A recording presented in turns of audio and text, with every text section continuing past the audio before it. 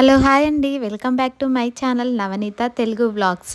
ఇంకా ఈ వీడియో వచ్చేసి ఎప్పటిది అని అంటే ఫస్ట్ శ్రావణ శుక్రవారం రోజు తీసిన వ్లాగ్ అన్నమాట. సో ఫుల్ లెంత్ వ్లాగ్ చూసేయండి. శ్రావణ శుక్రవారం రోజు నేను ఎలాంటి పనులు చేసుకున్నాను, అలాగే ఆ రోజు మనము ముత్తైదులము ఏం పనులు పాటిస్తే బాగుంటుంది, కొన్ని నియమాలు జాగ్రత్తలు మనం ఆచరించడం వల్ల ఇంట్లో లక్ష్మీ కటాక్షం ఉండడంతో పాటు మన భర్త ఆయుష్ కూడా చాలా మంచిది అని చెప్పేసి మన పూర్వీకులతో పాటు శాస్త్రాలు కూడా చెప్తున్నాయి. ఇది మీలో ఎంతమంది పాటిస్తారు అనేది కామెంట్ చేయండి. సో అన్ని క్లియర్గా ఈ వీడియోలో అయితే ఎక్స్ప్లెయిన్ చేస్తాను. మీకు ఫర్దర్గా వీడియోస్ కావాలి అంటే వెంటనే మన ఛానల్ని సబ్స్క్రైబ్ చేసుకోండి. వెంటనే మీకు నోటిఫికేషన్స్ వస్తుంది. నా ప్రెగ్నెన్సీలో ఇది వచ్చిన శ్రావణ శుక్రవారం కాబట్టి చాలా ప్రత్యేకంగా, అలాగే ఇంట్లో అన్ని శుభాలు జరుగుతున్నాయి కాబట్టి దేవుడి అనుగ్రహం మా పైన ఇంకొంచెం ఉండాలి. అలాగే మమ్మల్ని ఆదరించే వాళ్ళను, మా మంచి కోరుకునే వాళ్ళపైన కూడా దేవుడి ఆశీస్సులు ఎప్పుడు ఉండాలని మనస్ఫూర్తిగా కోరుకుంటూ అయితే వ్లాగ్ కంటిన్యూ చేద్దాం. నేను ఈ శ్రావణ శుక్రవారం రోజు మా కన్నగాడు స్కూల్కు వెళ్ళాకే పనులన్నీ స్టార్ట్ చేశాను. ఎందుకంటే వాడు ఉన్నప్పుడు కొంచెం గందరగోళంగా అనిపించడం, అది కాక వాను చూసుకుంటూ ఈ ప్రెగ్నెన్సీలో ఇల్లును మేనేజ్ చేసుకుంటూ కొంచెం ఇబ్బందిగా అనిపిస్తుంది కదా. అందుకని చెప్పేసి మా కన్నగాడు స్కూల్కు వెళ్ళిన వెంటనే అయితే ఇంట్లో పనులన్నీ ఫినిష్ చేసుకొని ఇంకా పూజ అయితే స్టార్ట్ చేశాను. శ్రావణ శుక్రవారం రోజు మొదటి వాయనం అయినా సరే, అలాగే మనము వరలక్ష్మి వ్రతాలు అన్ని శ్రావణ శుక్రవారంలోనే అంటే శ్రావణ మాసంలోనే వస్తాయి కదా.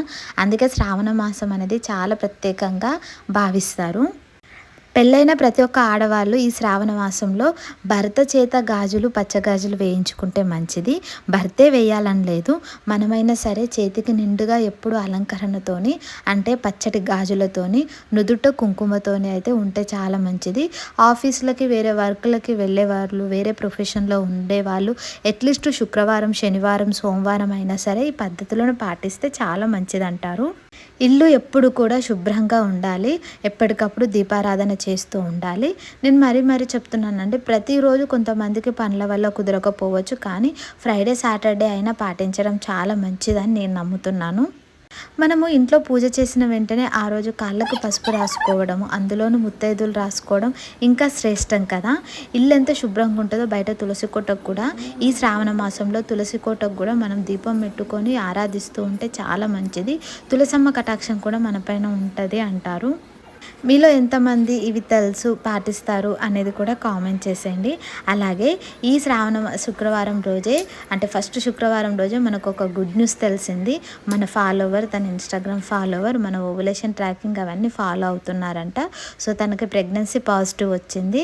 అండ్ అలాగే ఫర్దర్గా మన వీడియోస్ వేరే వాళ్ళకు కూడా వాళ్ళు అంటే సజెస్ట్ చేస్తున్నారంట. చాలా మంచిగా ఎక్స్ప్లెయిన్ చేస్తుంది, ఒకసారి మీరు కూడా ట్రై చేయండి అని. ఓవులేషన్ ట్రాకింగ్ 1 month ట్రై చేసిన వెంటనే పాజిటివ్ రావడం అనేది అంత దేవుని బ్లెస్సింగ్స్ కదా. సో చాలా హ్యాపీగా అనిపించింది. సిస్టర్ నాకు పిక్ పంపి మెసేజ్ చేసేసరికి ఒక్కరు ఇద్దరు కాదు, ఇంకొక 7 members క్యూలో ఉన్నారు. అంటే వాళ్ళకు కూడా చాలా లైట్ లైన్స్ వచ్చాయన్నమాట ఓవులేషన్ ట్రాకింగ్లో. త్వరలోనే వాళ్ళు కూడా గుడ్ న్యూస్ చెప్తారు అన్న నమ్మకం నాకుంది. అందరి ఇంట్లోకి ఆ దేవుడో దేవతో ఎవరో ఒకరు మహాలక్ష్మి లాగానో, వెంకటేశ్వర స్వామి లాగానో జన్మించాలని అయితే మనస్ఫూర్తిగా ఆ దేవుణ్ణి వేడుకున్నాను. ఇంట్లో దీపారాధన అయిన వెంటనే అయితే కొంచెం ఫేస్కి రెడీ అయ్యేసి ఇంకా ఇల్లంతా శుభ్రం చేసుకొని కుకింగ్ కూడా స్టార్ట్ చేస్తున్నాను. ప్రెగ్నెన్సీలో పనులు చేసుకోవడం ఎంత కష్టంగా అనిపించినా కూడా దేవుడి పైన భక్తితోనే ఏంటో తెలియదు, కానీ పూజ చేసుకున్నంతసేపు, పనులు చేసుకున్నంతసేపు నాకు అలసట అనేది అస్సలే అనిపించదు. అది అంత దేవుడి దయ మన పైన ఉండడం. ఈరోజు చాలామంది ఫాస్టింగ్ కూడా ఉంటారు, కానీ నేను ప్రెగ్నెన్సీలో ఉన్నా కాబట్టి ఉండొద్దు కదా. అందుకనైతే టీ బిస్కెట్తోనైతే ఫస్ట్ మార్నింగ్ బ్రేక్ఫాస్ట్ అయితే ఫినిష్ చేశాను. తర్వాత స్టూడియోలో అయితే కొంచెం వర్క్ ఉంది, అందుకని చెప్పేసి స్టూడియోకి అయితే మా బావతో కలిసి వెళ్ళేసి ఆ వర్క్ అనేది ఫినిష్ చేసుకున్నాను అన్నమాట. ఇంకా మా తమ్ముడు వచ్చేసి ఎడిటింగ్లో బిజీగా ఉన్నాడు. మీకు ఎవరికైనా కొత్తగా యాక్టర్స్ అవ్వాలన్నా, రైటర్ అవ్వాలన్నా, డైరెక్టర్ అవ్వాలన్నా కూడా మా జేఎం స్టూడియోకి అయితే అప్రోచ్ అవ్వండి. కొత్త వాళ్ళకు మేము కంపల్సరీగా ఎంకరేజ్ చేసి ఛాన్సెస్ అయితే ఇస్తామన్నమాట. ఫర్దర్గా ఇన్ఫర్మేషన్ గురించి అయితే వెయిట్ చేయండి. కాంటాక్ట్ డీటెయిల్స్ అన్ని ఇన్స్టాగ్రామ్లో అయితే మెన్షన్ చేస్తాము, ఒకసారి చెక్అవుట్ చేయండి.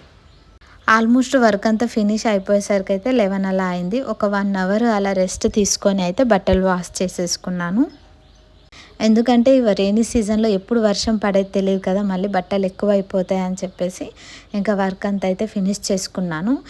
శ్రావణ మాసంలో ఇంటికి ఎవరైనా ముత్తైదువులు వస్తే వాళ్ళను వట్టి చేతులతో అయితే పంపొద్దన్నమాట.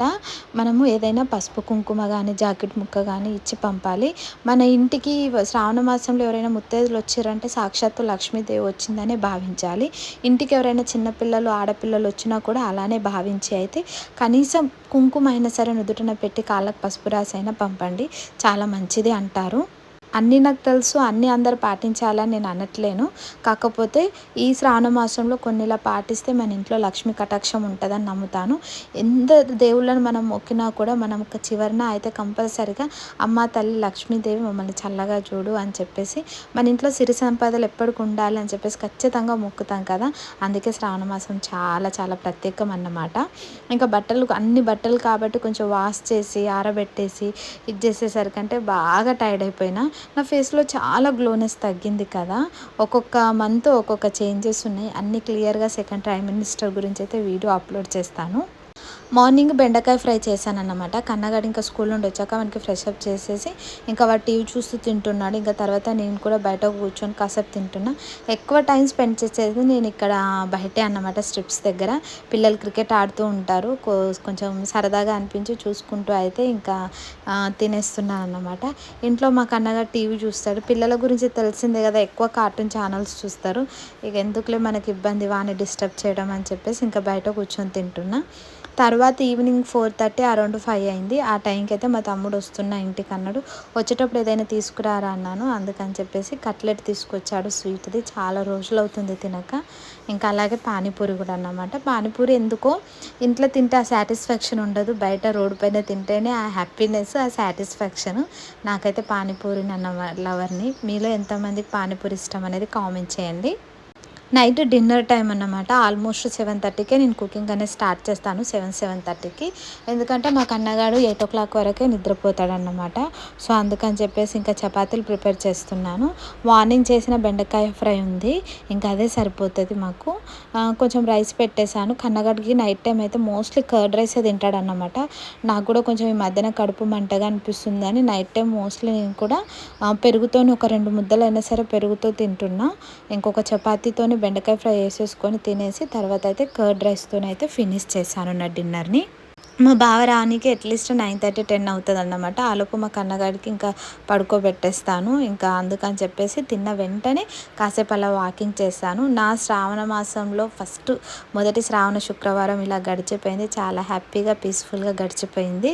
ఎంతమంది ఈ శ్రావణ మాసంలో నాన్ వెజ్ తినకుండా ఉంటారు అనేది కామెంట్ చేసి వీడియోకి ఒక లైక్ ఇచ్చి సబ్స్క్రైబ్